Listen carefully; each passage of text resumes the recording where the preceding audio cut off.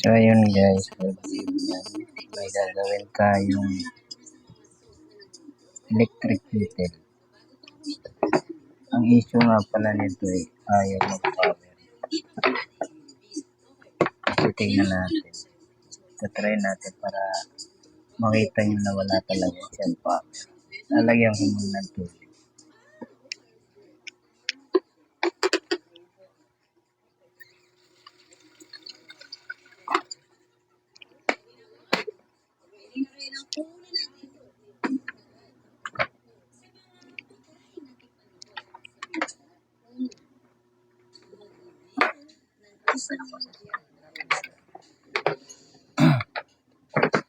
Then sasaksak natin. Tapos try natin pindutin. Nakita nyo walang power. I-check natin kung ano yung sira nito.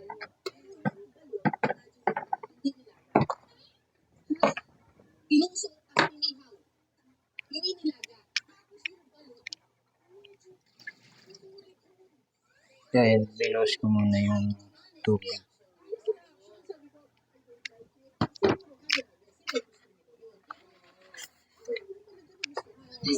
Siyempre sa pag-check, kailangan natin ng tester. Ito nga po na yung bago kong tester. Ito yung automatic na tester ni Habotest. Napakaganda nito gamitin kasi automatic na siya.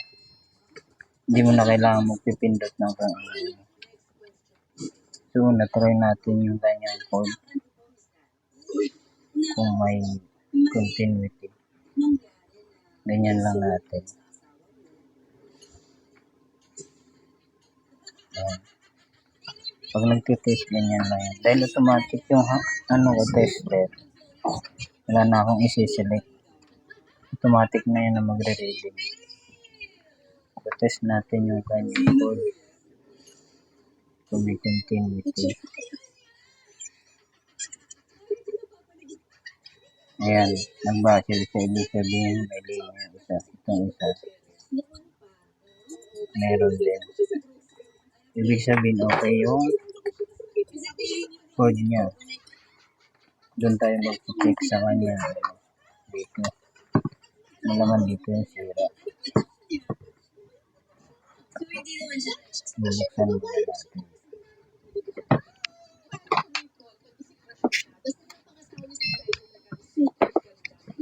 Hindi na bibigyan si Scarlett. Ay, kwento niyo everyday. I love it. Pero take it na.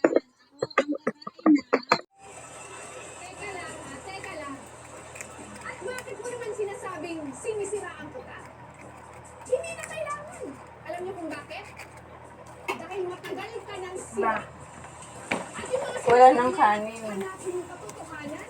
Tsaka maganda yun na konti lang ang kanin sa gabi. Papakain mo na lang yung chicken mo. Dahil may ebidensya. Uy, hintayin niyo lang.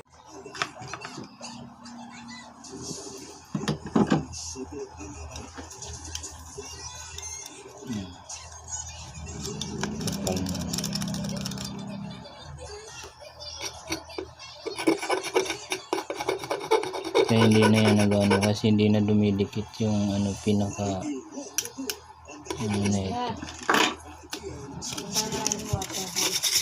Yung yung paa mo may may kanin.